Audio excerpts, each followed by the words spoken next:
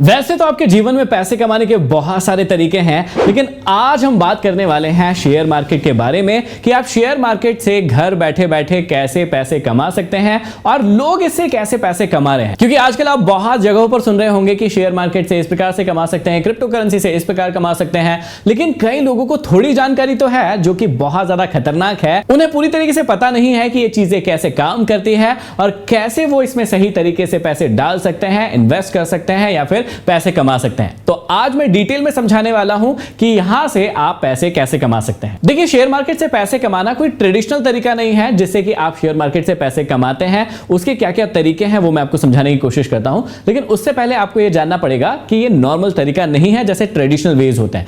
क्या करते हैं, आप किसी नौकरी की तैयारी करते हैं, उसके बाद नौकरी करते हैं, वहां पर आप जितना काम करेंगे उसके अकॉर्डिंग आपकी तनख्वाह होगी, या फिर आप किसी धंधे में पैसा लगाएंगे, उस धंधे से पैसा कमाएंगे, या फिर आप कोई प्रोफेशनल बनेंगे, जैसे आप क्रिकेटर बनेंगे, सिंगर बनेंगे और उस काम को करके पैसा कमाएंगे। अब देखिए, होता क्या है कि ये पैसे कमाने के ट्रेडिशनल तरीके हो गए, लेकिन यहीं पर शेयर मार्केट का तरीका थोड़ा सा अलग होता है। कैसे होता है उसे समझिए। अब देखिए, मैं इसे बहुत ही आसान तरीके से आपको समझाता हूं कि ये होता क्या है। देखिए, सबसे पहले आप शेयर मार्केट को समझ लीजिए कि एक ऐसा प्लेस है जहां पर बहुत सारी कंपनीज एनरोल होने के लिए आती है जब उन्हें पैसों की जरूरत होती है। जब एक अमाउंट से ज्यादा जब पैसा बढ़ जाता है और किसी व्यक्ति को इसकी जरूरत होती है या किसी कंपनी को इसकी जरूरत होती है तो वो शेयर मार्केट में इनलिस्टेड हो जाता है। इससे क्या होता है कि वो शेयर अलॉट करता है लोगों को, मतलब पब्लिक को, और वहां से उस शेयर का कुछ प्राइस लोगों से लिया जाता है। वो पैसा लोगों से लिया जाता है उस कंपनी को चलाने के लिए। अब जब वो पैसा लोग कंपनी को दे देते हैं, जो कि आईपीओ के रूप में इकट्ठा किया जाता है,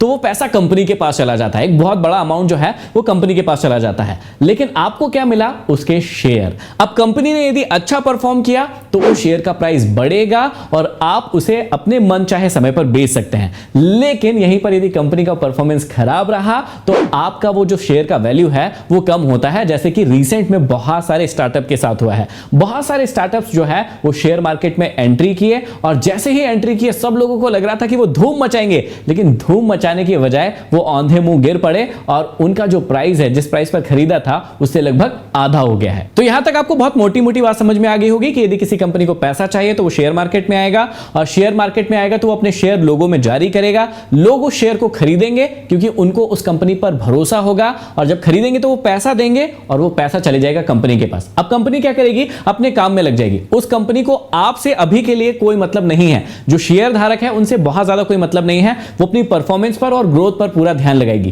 क्योंकि यदि परफॉर्म अच्छा करेगी, अच्छे रिजल्ट प्रोड्यूस करेगी, तो उन शेयरों का दाम जो है धीरे धीरे करके बढ़ने लगेगा। तो अब हम मेन मुद्दे की बात पर आते हैं कि यहां से आप लोग कैसे पैसे कमा सकते हैं, या नॉर्मल व्यक्ति जो है शेयर मार्केट से पैसे कैसे कमाता है। तो इसे समझाने के लिए मैंने इसे 3 भागों में बांट दिया है, जो कि आपके सामने होंगे। देखिए, सबसे पहला भाग जो कि बहुत ही आसान होता है और अधिकतर लोग, मैं कहूंगा कि 70 या 80% से भी ज्यादा लोग इसी तरीके का इस्तेमाल करते हैं, जिसे कहते हैं अपने पैसे को म्यूचुअल फंड में लगाना। अब देखिए, होता क्या है कि हर व्यक्ति तो शेयर मार्केट का ज्ञान रखता नहीं है, या हर व्यक्ति के पास इतना समय नहीं होता है कि वो बार बार कंपनी को एनालाइज करे, कौन सी कंपनी अच्छी है, कौन सी बुरी है, कब कहां पैसा डालना है, कब कहां से पैसा निकालना है।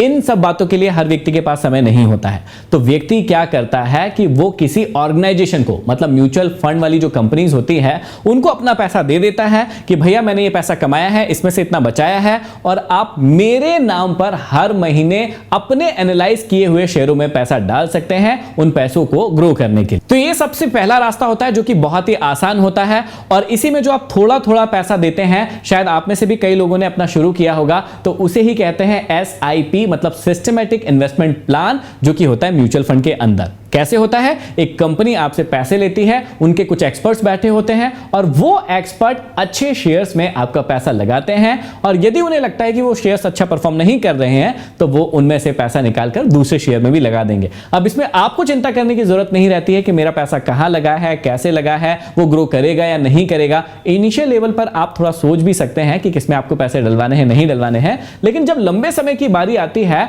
तो फिर हर स्टॉक, जो अच्छा स्टॉक होता है, वो अच्छा ही परफॉर्म परफॉर्म करता है, तो ऐसे करके आप धीरे धीरे करके अपना पैसा बढ़ा लेते हैं। तो पहला तरीका आपको बहुत ही आसानी से समझ में आ गया होगा कि ये म्यूचुअल फंड का तरीका है। इसमें आपको बहुत ज्यादा दिमाग लगाने की जरूरत नहीं होती है, आप अपना काम करते रहिए और साथ ही साथ इन्वेस्ट करते रहिए। अब देखिएगा इसी में दूसरा जो तरीका होता है वो क्या होता है। अब यदि कोई व्यक्ति थोड़ा सा भी दिमाग लगाए और स्टॉक्स के बारे में थोड़ी सी ठीक से पढ़ाई कर ले तो वो क्या कर सकता है। जो स्टॉक्स म्यूचुअल फंड कंपनीज जो है उनके एक्सपर्ट उसके लिए, उस व्यक्ति के लिए इकट्ठा कर रहे हैं या पोर्टफोलियो बना रहे हैं, वो स्टॉक वो खुद व्यक्ति भी चुन सकता है। अब यदि आपने म्यूचुअल फंड कंपनी के थ्रू इन्वेस्ट किया तो कुछ परसेंट तो कंपनी भी रखेगी ना प्रॉफिट का, तो उसमें से वो आपका 1 सेकंड के लिए प्रॉफिट की जगह थोड़ा सा लॉस कह सकते हैं, क्योंकि 1 से 1.5% जो है कई सालों के अंदर वो रख लेती है। और ये 1-1.5% जो है वो थोड़ा अमाउंट नहीं होता है, वो एक बहुत बड़ा अमाउंट बन जाता है जब आप 20 या 30 साल की प्लानिंग करते हैं इन्वेस्टमेंट के लिए। तो आप क्या कर सकते हैं, पहला तरीका, यदि आपके पास बिल्कुल भी समय नहीं है तो म्यूचुअल फंड में जा सकते हैं शेयर मार्केट में पैसा कमाने के लिए। दूसरा तरीका क्या हो सकता है कि आप खुद स्टडी करें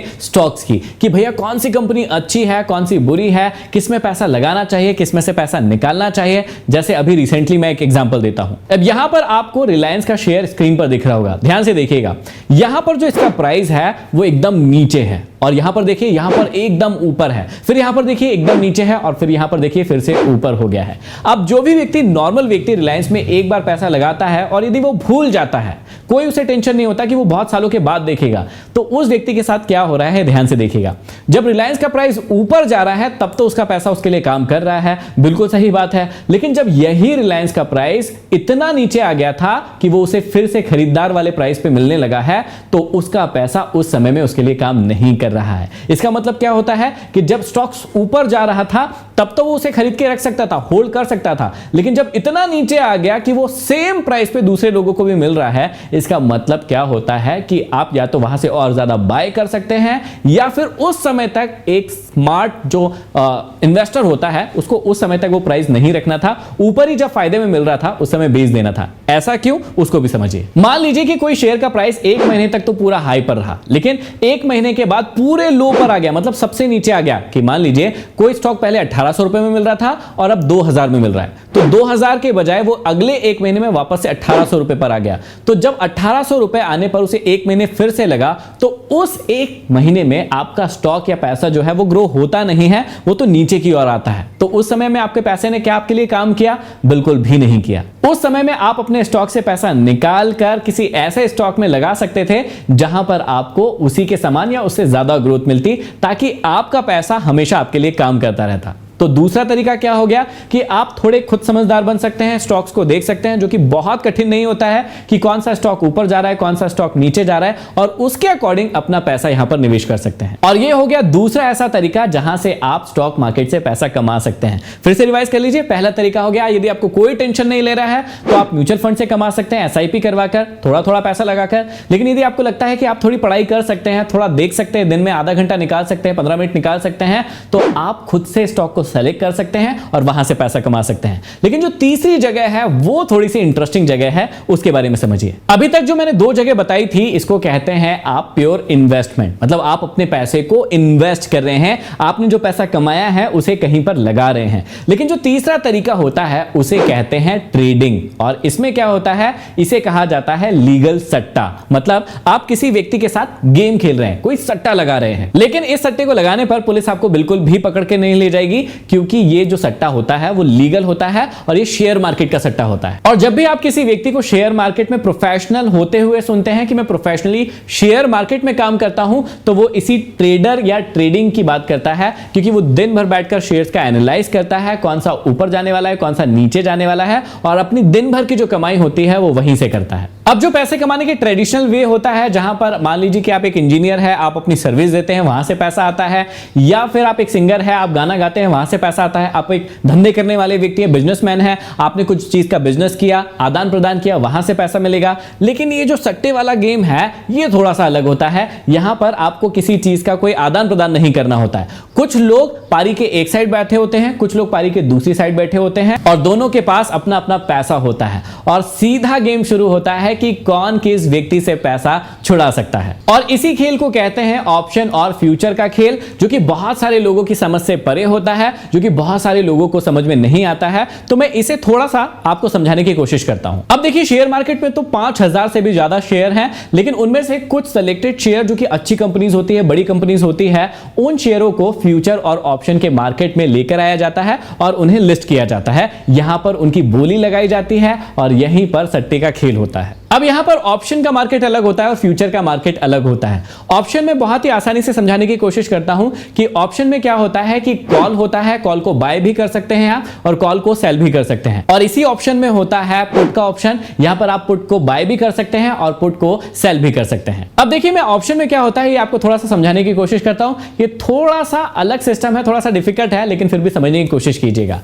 ऑप्शन में क्या होता है, एक साइड बायर होता है और एक साइड सेलर होता है। बायर क्या करता है, वो कॉल को बाय करता है और पुट को भी बाय करता है, और सेलर क्या करता है, वो कॉल को सेल करता है और पुट को भी सेल करता है। अब बायर के कॉल को बाय करने का मतलब क्या होता है कि उस व्यक्ति को लग रहा है कि मार्केट यहां से ऊपर की ओर जाएगा तो वो कॉल को बाय करता है, और यदि उस व्यक्ति को लगता है कि यहां से मार्केट नीचे की ओर जाएगा तो वो क्या करेगा, वो पुट को बाय कर लेगा, और यदि मार्केट उस व्यक्ति के डायरेक्शन में जाएगा तो उसे उतना फायदा होने लगेगा। लेकिन जब भी कोई सेलर उसके कॉल और पुट को सेल करेगा तब क्या होगा कि कॉल को यदि सेल किया तो इसका मतलब उसे लग रहा है कि मार्केट नीचे जाने वाला है और अब मैं कॉल को सेल कर देता हूं, और यदि वो पुट को सेल करेगा तब उसे लगने वाला होता है सेलर को कि कोई मार्केट ऊपर जाने वाला है, इसलिए वो उसे नीचे ही सेल कर देता है। थोड़ा आपको समझने में डिफिकल्टी जरूर हुई होगी क्योंकि ये थोड़ा सा डेप्थ वाला टॉपिक है, लेकिन इसे आसानी से इसी प्रकार से समझा जा सकता है। तो ये वो 3 तरीके हैं जहां से कोई भी व्यक्ति शेयर मार्केट से पैसा कमाता है। पहले जो 2 तरीके हैं उसको मोस्टली लोग पसंद करते हैं, वो बहुत ज्यादा फेमस तरीके हैं,